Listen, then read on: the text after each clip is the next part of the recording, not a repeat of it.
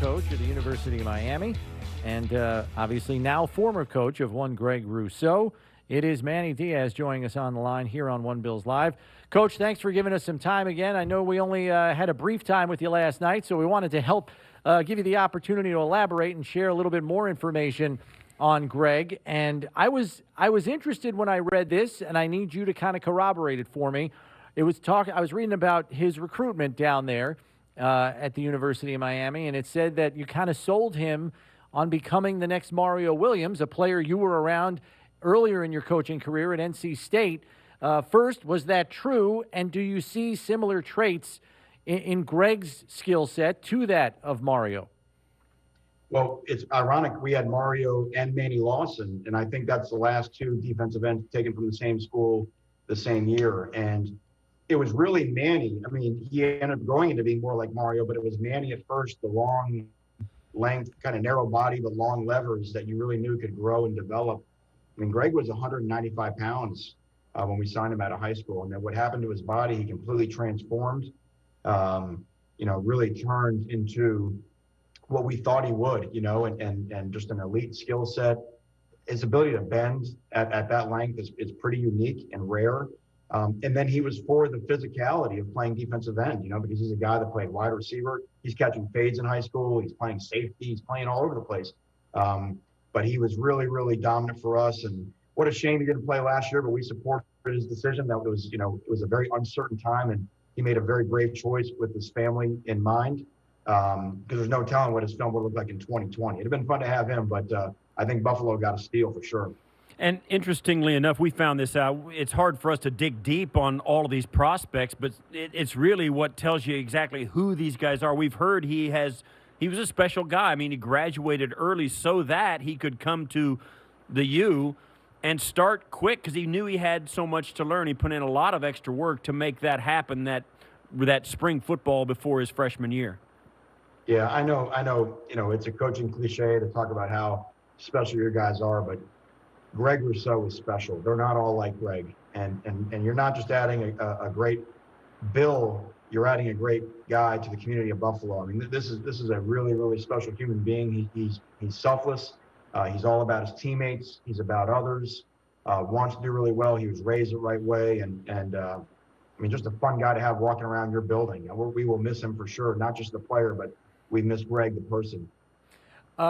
I know that Brandon Beane, the general manager for the Bills last night, was talking about how, even though he opted out, that Greg stayed very engaged. He talked about how Greg said he was even, watching tape, staying in contact with his Miami teammates. Can you just elaborate on how engaged he was, even though he made the difficult decision to opt out?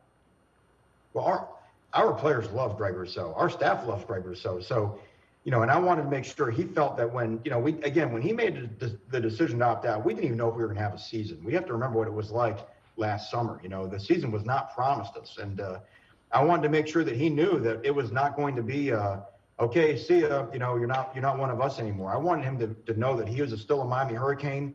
And like I said, the way he, as popular as he is with our players and staff, that doesn't surprise me at all.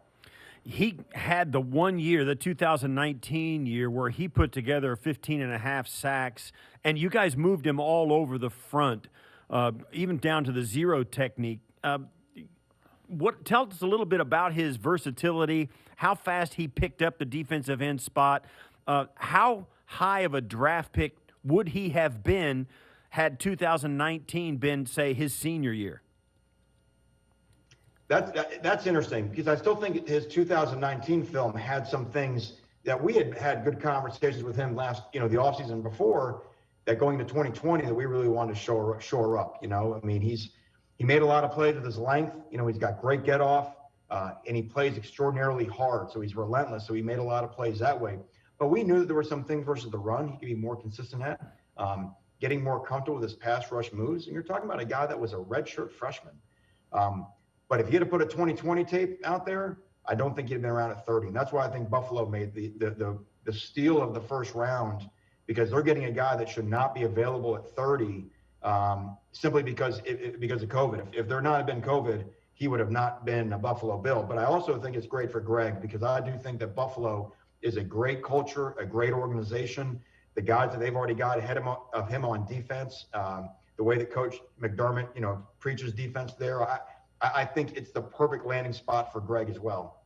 Talking to Miami head football coach Manny Diaz about Greg Rousseau here on One Bills Live. And, Coach, we heard that, even though he did opt out, this guy got right to work on himself and his body composition. He was listed at his pro day at 266, and there were some that said he played as light in 2019 as 245. Did he really add 20 pounds to his frame in this last calendar year, even though he wasn't playing? Yeah, and I don't think that that's actually surprising because Greg is so tall and he's so long and he's got broad shoulders. So he has such, if you see him and you say, you wouldn't even say that's a guy that's 265 because he looks 245. He can carry the weight so easily. So you can't think of weight as a number the same way you do with other people when you're talking about Greg. So that just means that he's dedicated. He worked out. We had expected the exact same growth and development if he'd have stayed in our strength and conditioning program here in Miami. So just who he is, man. The guy's going to eat up the weight room. So, Coach, having been around him, knowing his body type as well as you do, what do you think is, and I know the Bills will help him decide this, but just in your opinion, what do you think is the best fill-out weight, for lack of a better term, for him to play at this level and, be able to set the edge, anchor down in the run front while still being the accomplished pass rusher that they hope he can be? Yeah, I would think he could do that between 265 and 275. I don't think he's got to get a ton bigger because he can bend. And, I stunk at physics in high school, but I know that something about levers. And when you bend those arms and you bend those legs, he creates a lot of force. So in terms of setting an edge, for a guy his tall, for his height, his ability to bend creates a lot of power. And so I would expect him to be as physical as he needs to be without gaining much more weight than he has now. He's, as a guy you can compare him to coming out, keep thinking of a guy like Jason Taylor in Miami, a big, tall guy who played with Gray Lake. He played on the outside predominantly. What are some other athletes that are as tall as Greg, but who also are that productive and play that kind of position? And the only one I could think of was Jason Taylor because of the way he was built. Anybody else you can think of? Yeah, other than, like I mentioned, Manny Lawson, I think there's similarities. Obviously, a Miami Hurricane is Calais Campbell, but Calais is so tall, but Calais is just a much more of a monster of a man than Greg. He's so much thicker than Greg is. So it's an interesting question. He's a very unique guy, and I think that's why he's a first rounder. And it's going to get a lot more fun because this guy's going to be a hell of a football player when it's all said and done. Last one from me, Coach, and I know you already touched on this to a certain degree in speaking about his character. We know that the Bills look for what they call players that have their DNA, guys that are always striving to be even infinitesimal amount better the next day. And you bring your lunch pail every day, whether it's week 1 or the first day of training camp or the Thursday in week 17. You or members of your coaching staff probably sat in his family's living room when you were recruiting him.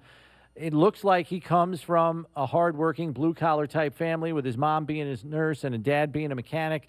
What can you just share with us about the family upbringing that he experienced that makes him the young man he is now? Yeah, his family's awesome. He's been raised the right way. He understands the value in work. He was that way in our program. He was an extraordinarily hard worker in our program. And I think the coolest part with Greg is not just all about him. He wants to be one of the guys. He wants to be a great teammate. He's a guy that spends a lot of time thinking about others, which is not always the case. And is not very self-absorbed. He doesn't, he's not a very selfish guy. He really wants just to be part of a team and be a cog. And every time he hit a sack, he was always quick to give credit to somebody else, either somebody else flushing the quarterback or somebody covering and making the quarterback hold on to the ball so he had a chance to get there. So that's who Greg Rousseau is. Manny, one last question. We know that you had another guy from this year's class, Jalen Phillips, who came in, and we were kind of enamored with him as well. You've got, and I just want to ask you about your program. You got guys coming out; they're getting drafted in the first round. Give us a little lowdown on what we can expect from your program in the next year or two. You got some guys down there?